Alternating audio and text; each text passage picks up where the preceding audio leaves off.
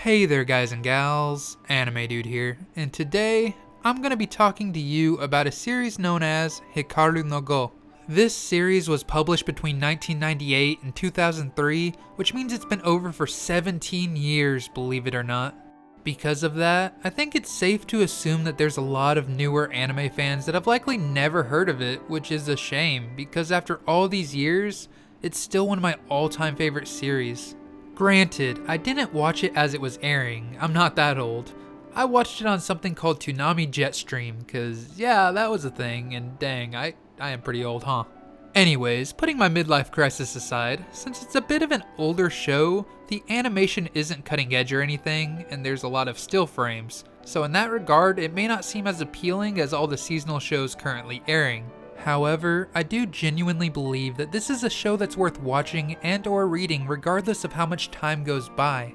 The manga is one of my favorites, and the anime still manages to add to the experience through its stellar soundtrack. Heck, I myself have experienced the story at least like 3 to 5 times or so through each of those mediums since I was a kid, and that's saying quite a bit on its own considering its length. So, Hikaru no Go is a story about a boy named Hikaru who learns to play a board game called Go. I know, pretty straightforward title, am I right? One day Hikaru comes across an old Go board in his grandpa's attic, which is haunted by a ghost named Sai, who was an old Go player from long ago. That ghost then becomes attached to Hikaru, and with its guidance, Hikaru himself embarks down the path of a Go player. Now, you're probably wondering to yourself, what is Go and why should you care? Go is an ancient board game that's very simple yet impossibly complex at the same time. There's a 19 by 19 board, each player takes turns placing stones on the intersections of that board, and they try to see who can surround the most territory. It's a very strategic game with rules that are arguably a lot simpler than the rules of chess, yet the sheer number of possibilities on a 19 by 19 board are nearly infinite. However, rather than potentially boring you by going off about how fascinating the game of Go is, I think it'd be better if I acknowledge that this is a great show to start even if one doesn't have any interest in the game itself. This show caused the game's popularity to boom in the early 2000s, so I can almost guarantee you that your interest in the game will increase throughout the course of the series. Go has been around forever, it's a pretty ancient game, but its popularity skyrocketed during the time that this series was in Shonen Jump, and for good reasons. I admit that even I begged my parents to get me a Go board one Christmas after I watched it, and in fact that was the only thing I had on my list if I remember correctly. I only ever really played other people online, and I was restrained to just studying pro matches by myself on the actual board, but I still have that thing to this day, and I have zero regrets as far as getting it goes. The reason being is that I have a heavy bias towards any series that helps me to experience another world. In saying that, I obviously don't mean a fantasy world or an isekai world or whatever, though those can be cool too. But in this scenario, I'm referring to a world within our own. A world that broadens my own understanding of things that may have never been brought to my attention otherwise. In Hikaru no Go, we get to experience the world of professional Go, a world that some people dedicate their entire lives to. This world in particular was one that appealed to me a ton on a personal level, given that I was already an avid fan of chess and was extremely open to similar games that focused on strategy. This series is amazing for people like that. You basically learn all the rules throughout, and each of the matches played in it were courtesy of the series supervisor Yukari Yoshihara, who is a high-level professional Go player herself. I know stuff like that might not make much of a difference to everybody, but the fact that they had a professional of her caliber act as a consultant for this series was something I really loved. The attention to detail in each match was spectacular, and it really just adds a whole new level of depth for those who learn to understand the game. However, while the series basically teaches you and even has many lessons after each episode, I've known people that never really got invested in learning Go themselves that still love this series.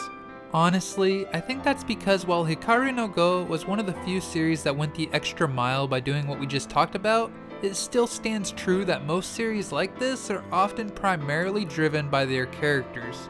Hikaru no Go is no exception. As I've said in previous videos, it doesn't matter if you're dealing with some new sport, some sort of creative endeavor, economics, or even some ancient Chinese board game. The best way to get an audience to care about the said plot focus is through the characters involved in it. That being said, I'd argue in all seriousness that Hikaru no Go has some of the best character growth in all of manga. No lie, feel free to quote me on that. To elaborate a bit, let's talk about what makes the characters so amazing, and while the cast is lovable and Sai the Ghost in particular was an instant fan favorite for numerous reasons, I'm going to focus primarily on discussing what I love about the main character, Hikaru Shindo. You see, among all the characters, I feel like he best exemplifies the amazing character growth that the series has to offer. When we first start the series, Hikaru is a normal 6th grade kid who's never heard of Go and has no interest in learning. To be blatantly honest, he starts out as a bit of a punk. When he finds the haunted Go board at the beginning of the first episode, it's because he failed a social studies test, his mom took away his allowance, and so he was snooping in his grandpa's attic looking for stuff to sell. Like I said, not exactly the most upstanding young man. While the series didn't dwell on that too much, I think it just goes to show how impactful goals, passion, and guidance are when determining the path we go down in life. Anyways, seeing how desperate the ghost is to play Go again, and feeling how sad the thought of not being able to play makes him, he decides to help him out and let him play a bit. You know, due to the kindness in his heart and all that shiz, and also maybe part of it was the fact that Sai knows the answers to his social studies tests, but let's not dwell on ulterior motives and stuff, okay? The point is, the more Hikaru plays Go in Sai's stead and experiences how intense those who play the game can get, the more his interest in the game grows. Starting out as the complete and total novice he is, he gradually learns more and more about the game, both in regards to how it's played and about the world encapsulating it. The great thing about that is that we get to learn about those things alongside him, and I guess I can't speak for anyone else, but as Hikaru's interest in the game grows over the course of the series, so did mine. I don't want to spoil anything about his rival, but dare I say it's one of the greatest rivalries in anime, and it pushes Hikaru to take the game far more seriously, to give it his all, to learn as much about it as he possibly can until it's no longer just a game, but rather, it's more so a way of life. That newfound dedication to the game, along with his ghostly mentor of course, teach him discipline, sacrifice, and respect. His growth from a maturity standpoint is gradual and authentic, and by the end, he's no longer the brat we met in episode 1. There may be some nostalgia bias here, but it's honestly one of the best coming of age stories I've ever read or watched. However, what takes this story even further beyond, above the rest, is the attention to detail found in the art. Yeah, I've already acknowledged that the animation in the anime is iffy for the most part, but art and animation are different, so just hear me out, okay? Hikaru no Go was created by a pair of mangaka, with Yumi Hota in charge of the story and Takeshi Obata in charge of the art. While I'm probably butchering her name, Hota had Hikaru no Go as her only real manga worth noting, but I'm sure many of you recognize Obata's name. However, just in case you don't, his other notable works include Bakuman, Death Note, and Platinum End, just to name a few. However, with that being said, this was one of his earlier works, but among the ones I've read, it was personally my favorite. You know, at least in regards to his art.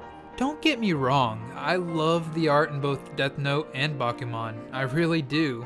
But in both, the characters don't really change much in appearance. Perhaps that's done intentionally for consistency's sake or something, I have absolutely no clue.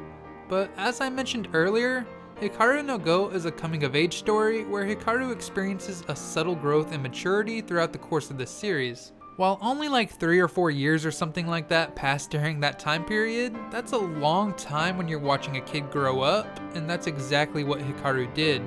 Not only does he act far more mature by the end of the series, he looks far more mature too, and it's not achieved through some time skip or anything of the sort.